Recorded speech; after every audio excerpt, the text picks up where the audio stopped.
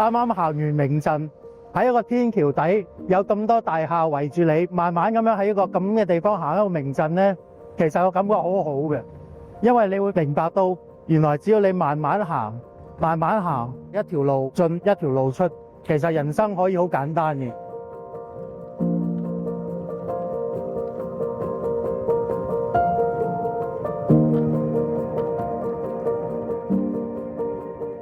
好開心嚟到呢個生命之花，不過咧，大家嚟嗰陣時咧，唔好淨係掛住望住個地下喎。我哋其實坐喺呢個位咧，都有好多唔同嘅字句喺度提醒我哋一啲嘢。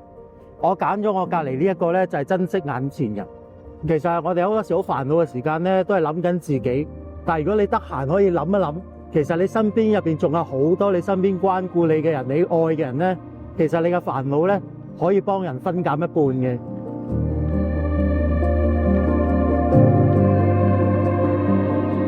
呢度有10幾條柱啦，咁我就揀咗呢一條柱。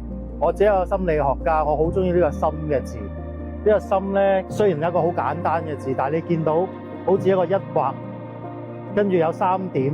其實要做一個好平衡嘅人，我哋有身體啦，我哋有心理啦，我哋有我哋嘅靈性啦。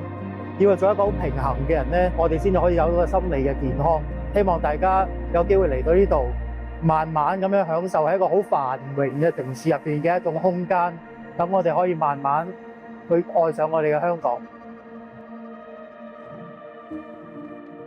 我今日想同大家講一個概念咧，就係講緊啲小朋友咧冇乜機會接觸過大自然啊，咁令到佢哋譬如諗嘅嘢成日都係去對住個電腦啦，就冇乜點樣對人，冇乜點樣對環境。我都好希望大家第時如果嚟到呢個環境之下，雖然周圍真係好嘈，但係咧境隨心轉。我哋希望我哋嘅心態靜咧，其實可以唔使理究竟出邊有幾煩擾嘅。多謝大家。